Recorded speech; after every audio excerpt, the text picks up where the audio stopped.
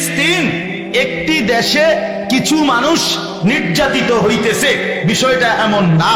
এটা গোটা পৃথিবীর 200 কোটির কাছাকাছি মোমেনের প্রত্যেকের সমস্যা। এটা আমাদের প্রত্যেকের কলিজার মধ্যেই কি চলছে, রক্তক্ষরণ হচ্ছে। ফিলিস্তিন শুধু একার কোনো সমস্যা না, ফিলিস্তিন আমারও বিষয়, ফিলিস্তিন আপনারও বিষয়। ফিলিস্তিন 57টা মুসলিম বিশ্বের 250 কোটি মুসলমান যেখানেই আছে, আফ্রিকার জঙ্গলে হোক, আটলান্টিক মহাসাগরের ওই পারে হোক, পৃথিবীর পূর্ব থেকে পশ্চিম, উত্তর থেকে দক্ষিণ, যেখানেই কালেমাওয়ালা, তাদের প্রত্যেকের জন্য এই কথা শোনানো, বলা, মুখে উচ্চারণ করা যে ফিলিস্তিন আমার। ফিলিস্তিন কার? বাইতুল মুকাদ্দাস আমার, মসজিদে আকসা আমার। সামনে শুধুই কিয়ামত, সামনে শুধুই আখেরি মুনাজাত, মানে আর কিছু নাই, শুধুই পৃথিবী শেষ হবে। এই জন্য আল্লাহ তাআলা বারবার উল্লেখ করছে। এখন এই যতগুলো আদম থেকে ঈসা নবী পর্যন্ত যতগুলো অবাধ্য জাতি, অবাধ্য ব্যক্তি, অবাধ্য সম্প্রদায়, নাফরমান, অকৃতজ্ঞ, সীমালঙ্ঘনকারী জাতির কথা আল্লাহ বর্ণনা করছেন পুরা কোরআনে। তন্মধ্যে সবচেয়ে বেশি বাড়াবাড়ি, সীমালঙ্ঘনকারী, অবাধ্য, নাফরমান যে জাতি সবচেয়ে বেশি কষ্ট দিছে, আল্লাহর হুকুমের নাফরমানি করছে বারবার, তারাই হলো আজকের এই অভিশপ্ত ইহুদি জাতি। এই বর্বররা, এই বেঈমানরা যন্ত্রণা শুধু আজকে দিচ্ছে এটা না, এরা একেবারে শুরু থেকে, যেদিন থেকে তাদের সম্প্রদায় শুরু, সেই থেকে তারা হযরতে ইয়াকুব আলাইহিস সালাম উল্লেখযোগ্য ভাবে ওনার থেকেই ধরা হয়। ইয়াকুব আলাইহিস সালাম, ইউসুফ আলাইহিস সালাম, এরপরে এদেরই পরিক্রমায় হযরত ইব্রাহিম আলাইহিস সালাম, ইব্রাহিম আলাইহিস সালামের সন্তান হযরতে ইসহাক আলাইহিস সালাম, হযরতে ইসহাক আলাইহিস সালামের বংশধর হলো এই বনি ইসরাইল। হাজার হাজার নবী এই বনি ইসরাইল, এদেরই পরিক্রমায় হযরত মুসা আলাইহিস সালাম, হযরত ঈসা আলাইহিস সালাম, এই বনি ইসরাইলদের নবী। এই বনি ইসরাইল সেই ইয়াকুব আলাইহিস সালাম থেকে শুরু, এই ইয়াকুব আলাইহিস সালাম থেকে নিয়ে এই পর্যন্ত সর্বযুগে সবচেয়ে বেশি আল্লাহর নাফরমানি, পৃথিবীতে সবচেয়ে বেশি অনর্থ, দুষ্টামি, হাঙ্গামা, বিশৃঙ্খলা, ফিতনা, ফাসাদ, আহাজারি, সন্ত্রাস, খুন, অনিয়ম, বিশৃঙ্খলা সবচেয়ে বেশি করছে এই বেঈমান। এজন্য এই কোরআনুল কারীমে সবচেয়ে বেশি বর্ণনা এই ইহুদিদের অবাধ্যতার কথা।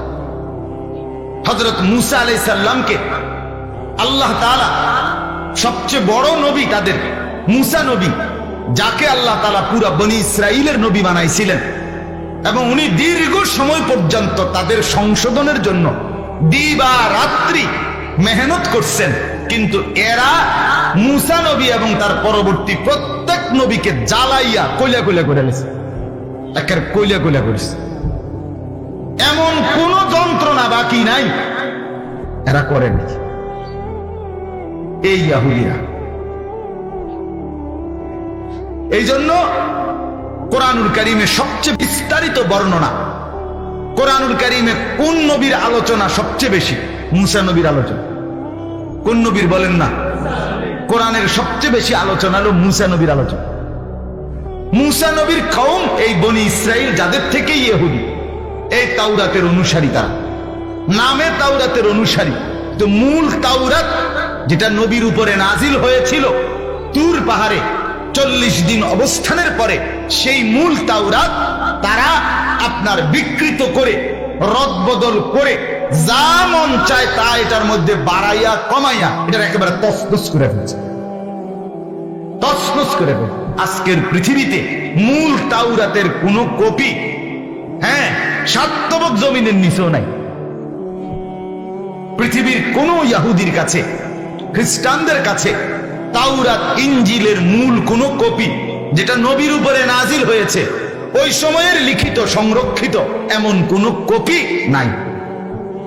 আমাদের এই কোরআনের মূল লিখিত কপি সাইয়্যিদুনা উসমান রাদিয়াল্লাহু তাআলা আনহু যেটা পড়তেন, যেটা সংরক্ষণ করে লিখাইছেন, সেইটার কপি আজও পৃথিবীতে সংরক্ষিত আছে, আলহামদুলিল্লাহ। তো এই বনি ইসরাইল থেকেই আপনার ইহুদিরা হযরত, আপনারা অনেকে জানেন ওই কথা, এটা হযরত ইয়াকুব আলাইহিস সালামের, উনারই নাম হলো ইয়াকুব আলাইহিস সালামের আরেকটা উপাধি ছিল ইসরাইল। এই আজকে যে ইসরাইল বলে এই রাষ্ট্র, এটা ইয়াকুব আলাইহিস সালামের নাম ইসরাইল। অর্থ হইল আমাদের আরবি ভাষায় আব্দুল্লাহ, মানুষের নাম আছে না আব্দুল্লাহ, আব্দুল্লাহ এই শব্দের যেই অর্থ, ইসরাইল এটারও এই অর্থ, আল্লাহর বান্দা। এই ইসরাইল অর্থ আল্লাহর বান্দা। আর ইয়াকুব আলাইহিস সালামের যেই 10 ছেলে আপনার ইউসুফ আলাইহিস সালামকে কূপে ফেলে দিছে, আপনারা জানেন না? এখানে একজন ছেলের নাম ছিল ইয়াহুদা। ইয়াকুব আলাইহিস সালামের এই 10 ছেলের, মানে যার পরামর্শে হত্যা না কইরা কূপে ফেলাইছে, ইয়াহুদা। তো এই ইহুদি, তাদেরকে ওইখান থেকেই বলা হয়। তারা ইয়াকুব, ইউসুফ, এরপরে আপনার ধারাবাহিকভাবে হযরত ইব্রাহিম, হযরতে মূসা, এই নবীদের, ইসহাক, উনাদেরই বংশধর, এরা নবীদের বংশধর। কিন্তু এদের স্বভাবের ভিতরে অধিকাংশ, সবাই না, অল্প কিছু মানুষ তাদের মধ্যে নেককার, সৎকর্মী, যারা রাসূলুল্লাহ সাল্লাল্লাহু আলাইহি ওয়াসাল্লামের জামানায় সত্য সত্য কালেমা গ্রহণ করে কালেমাওয়ালা হয়ে গেছে। কিন্তু অধিকাংশই ছিল দুষ্ট মাথার অধিকারী।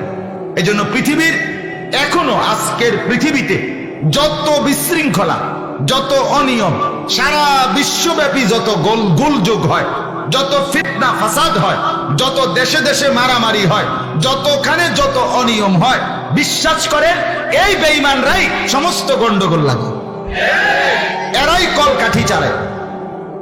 এদের স্বভাবটাই হচ্ছে এরা আড়ালে থেকে গোটা পৃথিবীর সমস্ত অনিয়ম, কিছু মানুষ আছে একেবারে যেখানে বসে একেবারে স্বাভাবিক বলে হাতে খোঁচা দেয়, কথা বুঝছেন? তার স্বভাবটাই এমন, স্বভাবটাই এমন। আমরা ছোটবেলায় শুনছিলাম একজনে যখনই কোনোখানে খানা খাইতো, দাওয়াত খাইতো, তে শুধু দোষ কইতো, এটা না, মানে এটা বালা না, এটা মজা না, এটা স্বাদ না, এখন একটা কিছু কইতো। তো একদিন তারে সামনে রাইখা, যে আমনে কোন কি কি আইটেম রাঁধতো আনাইছে, আমনের সামনে থাকে, আমনেরে দেখাইয়া সব রান্না হইল, কোনটা কিভাবে দিত, সব হের কথা মতো আইটেম, হের কথা মতো রান্না হয়েছে, 100 ঠিক হয়েছে। খাইয়া টাইয়া আজকে জিগাইছে, আজকে কোনো অসুবিধা আসেনি, কয় এত ভালো ভালা না, এত ভালো, ওই হাতের দৈন্তার না কেন ঠিক রাখছে। তার যে অভ্যাস কি বলা না বলা, এইটা হে কি রাখছে, ঠিক রাখছে, এত ভালো কি না ভালো, এই ঠিক এরকম। এই ইহুদিদের অভ্যাস কখনোই, কোরআনুল কারীমে এখানে আছে, ওয়াবালাউনাহুম বিল হাসানাতি ওয়াস সাইয়্যাত, আল্লাহ বলেন আমি কখনো তাদেরকে সুখে রাখছি, কখনো কষ্টে ফেলছি, দোনোভাবে তাদেরকে আমি আল্লাহ তাআলা পরীক্ষা করছি। কিন্তু লাআল্লাহুম ইয়ারজিউন, আমি আল্লাহ চেয়েছিলাম তারা যেন ফিরে আসে আমার দিকে, কিন্তু এরা সুখে রাখলেও তারা আমার বিরুদ্ধে কয়, দুঃখে রাখলেও আমার বিরুদ্ধে, এরা এমন খারাপ। হ্যাঁ, কোরআনে আছে, ইহুদিরা যখন সুখে থাকতো, অর্থ সম্পদ ব্যাপক তাদের প্রচুর হয়, তখন তারা বলে ইন্নাল্লাহা ফাকিরুন ওয়া নাহনু আগনিয়া, কোরআনের আয়াত, ইহুদিদের কথা এটা, আল্লাহ হলো ফকির, আমরা হইলাম ধনী। এরপরে যখন দুঃখে রাখে, আযাব, মুসিবত, নির্যাতন, জুলুম তাদের উপরে যখন কাউরি দিয়া করা, তারা যখন নিশ্চিহ্ন হইয়া যায় আর ভিক্ষা করে, অর্থবিত্ত থাকে না, তখন বলে ইয়াদুল্লাহি মাগলুলা, আল্লাহর হাত ছোট হইয়া গেছে, ওনার আগের মতো নাই, ওনার কাছে দিলে কয় আল্লাহর দ্বারে নাই, দিলে কয় আল্লাহ ফকির, আমরা ধনী, না দিলে বলে আল্লাহ এখন দেয় না, আল্লাহর দ্বারে নাই, করতে দিব। আল্লাহ বলেন এই হলো তাদের অভ্যাস। তো আমি আপনাদেরকে শেষ লম্বা কথা একটা জিনিস শুধু অনুরোধ করছি, দুইটা বিষয়। এক হলো কোরআনুল কারীম থেকে আপনারা আল্লাহর কোরআন থেকে হযরতে মূসা আলাইহিস সালাম, বনী ইসরাইল এবং ইহুদিদের ইতিহাস পড়ার চেষ্টা করবেন। আর এখানে শুধু তরজমাটা আমি শুনাইতে চাই, অনেক কথা এখানে। আমি আজকে 2-4 দিন টানা পড়তেছি এমনি নিজের জানার জন্য, যেহেতু বর্তমানে ফিলিস্তিন এই ইস্যুটা গুরুত্বপূর্ণ ইস্যু। এটা আমাদের কলিজার ইস্যু, এটা আমাদের রক্তের ইস্যু, এটা আমাদের বিশ্বাসের বিষয়, এটা আমাদের ঈমানের বিষয়, এটা আমাদের দ্বীনের বিষয়। ফিলিস্তিন একটি দেশে কিছু মানুষ নির্যাতিত হইতেছে, বিষয়টা এমন না। এটা গোটা পৃথিবীর 200 কোটির কাছাকাছি মুমিনের প্রত্যেকের সমস্যা। এটা আমাদের প্রত্যেকের কলিজার মধ্যেই কি চলছে, রক্তক্ষরণ হচ্ছে।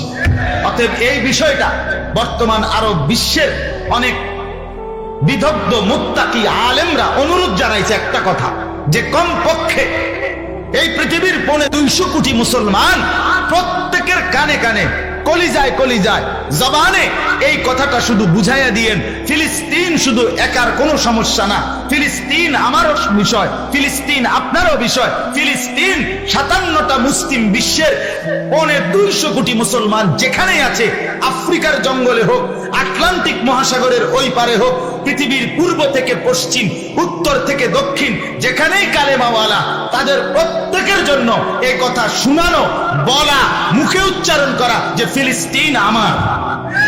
ফিলিস্তিন কার? বাইতুল মুকাদ্দাস আমার, মসজিদে আকসা আমার। এটা বেঈমানের হতে পারে না, এটা ইহুদিদের হতে পারে না। এটা কানে কানে, জবানে জবানে, মুখে মুখে উচ্চারণ করতে হবে।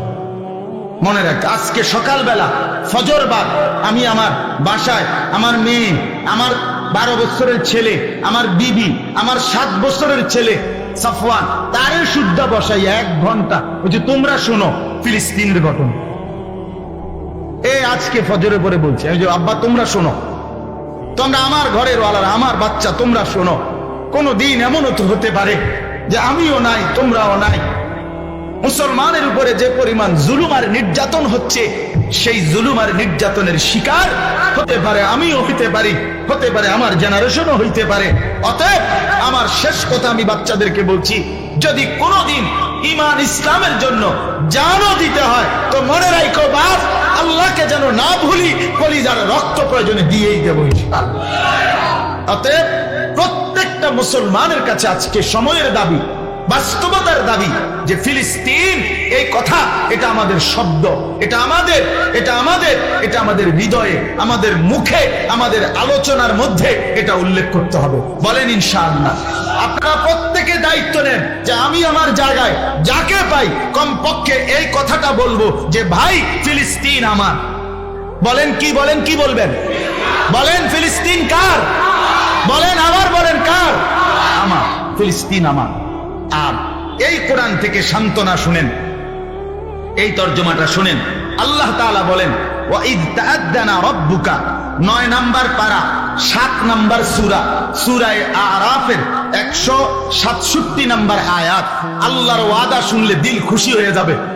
আল্লাহ কি বলছে দেখেন, ওয়াইদ তাআদ্দানা রাব্বুকা, হে নবী আপনার রবের সিদ্ধান্ত জানিয়ে দিলাম, ইলা ইয়াউমিল কিয়ামাতি মান ইয়াসুমুহুম সুআল আযাব। অতএব এটা সময়ের ব্যবধান, এটা সময়ের ব্যবধান।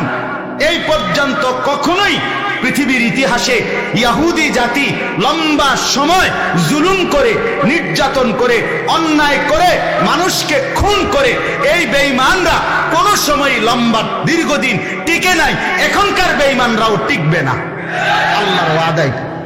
আল্লাহর ওয়াদাই 75 বছর পরে মাত্র 20 মিনিটের আক্রমণে 7000 মিসাইল দেখে, রকেট দেখে বেঈমান গোটা পৃথিবীর যদি মাথা খারাপ হয়ে যায়, তাইলে যদি 2 ঘন্টা আক্রমণ চলে তাহলে কি হবে ইনশাআল্লাহ? কোন সন্দেহ, মুমিনের রক্ত ইনশাআল্লাহ, মুমিনের রক্তের উপরে ঈমানের গাছ উঠবে। মুসলমানের, মজলুমের রক্তের উপরে ইসলামের বিজয়ের নিশান, পতাকা উড়বে ইনশাআল্লাহ। এই জন্য আল্লাহর ওয়াদা। আল্লাহ বলেন, বন্ধু আমি জানিয়ে রাখলাম, ইহুদি, এটা ইহুদিদের ব্যাপারে আয়াত, একেবারে স্পষ্ট আয়াত। লায়াবাসান্না আলাইহিম ইলা ইয়াউমিল কিয়ামা, কিয়ামত পর্যন্ত আমি এমন দল রাখবো, এমন গ্রুপ বানাবো যারা এই ইহুদিদেরকে কঠিন শাস্তি দিবে, কঠিন শাস্তি দিবে। ইন্না রাব্বাকা লাসারিউল ইকাব, নিশ্চয়ই আপনার আল্লাহ ভীষণ দ্রুত শাস্তি গ্রহণকারী, খুব দ্রুত শাস্তি দিবে। ওয়া ইন্নাহু লাগাফুরুর রহিম। এরপরে আল্লাহ বলে, বন্ধু মজলুম যারা তাদেরকে আল্লাহ তাআলা ক্ষমাও করে দিবে, দয়াও করবে, কোন সন্দেহ। এজন্য যারা জান দিচ্ছে, যারা বিপদগ্রস্ত, যারা শহীদ, যারা আহত, যারা নিহত, যে মা চোখের পানি ফেলছে অঝরে, যেই বাচ্চার বুক খালি হয়ে গেছে, যেই বাচ্চা হাসপাতালে, গতকালকে বেঈমানরা লজ্জা শরম বলতে বিশ্ব বিবেকের কারো কাছে এতটুকু ইনসাফ বোধ, মানবতা, মনুষ্যত্ব মুসলমান ছাড়া যার কোন বেঈমানের মধ্যে নাই, এটার প্রমাণ একেবারে নিরপরাধ হসপিটালের মধ্যে চিকিৎসাধীন মানুষের উপরে বিমান হামলা করে এক হাসপাতালেই গতকালকে ফিলিস্তিনে প্রায় 500 মুসলমানকে শহীদ করে দিয়েছে। কতটা নির্লজ্জ, কতটা বেহায়া, যে এমন জালেমকে আল্লাহ তাআলা শাস্তি দেবেনই দেবেন ইনশাআল্লাহ। বলেন ইনশাআল্লাহ। আল্লাহ তাআলা আমাদেরকে হিম্মত দান করেন। আমি আপনাদের কাছে আল্লাহ তাআলার ওই কথাটাই শুনাই দিলাম। এই আয়াত আমাদের সান্ত্বনা। আল্লাহ বলছে, আমি বানাবো, আমি লোক দেব, বান্দা ঘাবড়াইও না, এই বেঈমান করে শায়েস্তা করার মতো লোক আমি আল্লাহ দেবই, দেবই, উপযুক্ত দেব। 75 বছর 1948 সালে ইসরায়েল তাদের এই অবৈধ এই জারজ রাষ্ট্র 1948 ইংরেজিতে তারা ঘোষণা দিছিল। তারপরে আজকে 2023 পর্যন্ত এই 75 বছর ফিলিস্তিনের মজলুম মুসলমান একদিনও ছাড়ে নাই। ফিলিস্তিনের মুসলমান যুদ্ধ করেই যাচ্ছে, মুসলিম যোদ্ধারা লড়াই করছে। 75 বছর পরে 20 মিনিটের এই আক্রমণে পুরা ইসরায়েলের সমস্ত রাডার, তাদের সবচেয়ে শক্তিশালী তথ্য প্রযুক্তি, আয়রন ডোম সব বিকল হয়ে গেছে, সব অচল হয়ে গেছে। আর আল্লাহ তাআলা এটা ফয়সালা, মুমিনের বিজয় আল্লাহ দেবেনই দেবেন ইনশাআল্লাহ। অতএব আমি আর লম্বা বাকিটা বলছি না, আপনারা পড়ে নেবেন। 167 নাম্বার আয়াত, আমি শুধু তরজমা বলছি। অতএব আজকে আপনাদের কাছে অনুরোধ, দিল থেকে, কলিজার ভিতর থেকে মজলুম মুসলমানের জন্য দোয়া করবেন, বলেন ইনশাআল্লাহ। এবং বলবেন কোন সবক, যে ফিলিস্তিন আমার। ফিলিস্তিন কার? আমার। মসজিদ আকসা সেই মসজিদ যেটা আমাদের প্রথম কিবলা, যেটা আমাদের কিবলা। কোরআনে স্পষ্ট এই ফিলিস্তিনের মসজিদের নাম কোরআনে আছে, সুবহানাল্লাযী আসরা বিআবদিহি লাইলাম মিনাল মসজিদিল হারাম ইলাল মসজিদিল আকসা। এটাই মসজিদ আকসা। এখানে আমাদের নবী মেরাজের রাতে ১৬ লাখ আম্বিয়াকে নিয়ে আল্লাহর নবী সেজদা করছেন। যেই মসজিদে সমস্ত নবীদের সেজদা, সেটা বেঈমান নিয়ে নিবে। আমরা 250 কোটি মুসলমান বেঁচে থাকতে আমরা এটা মানি না, আমরা এটা মানি না। আর কিভাবে কি হবে, কিভাবে আমরা আমাদের জন্য আমরা আমাদের কুরবানি কিভাবে দিতে পারি? রাত গভীরে আল্লাহর কাছে বলেন, আমাদের আল্লাহই আমাদের একমাত্র উত্তম ফয়সালা করেন, ঠিক কিনা? আমাদের কেউ নাই, আমাদের জাতিসংঘ নাই, আমাদের কোনো দোস্ত নাই, আমাদের পৃথিবীর কেউ নাই, আমাদের একজনই, তিনি আমাদের আল্লাহ। আমাদের কে বলেন? হাসবুনাল্লাহ ওয়া নি'মাল ওয়াকিল।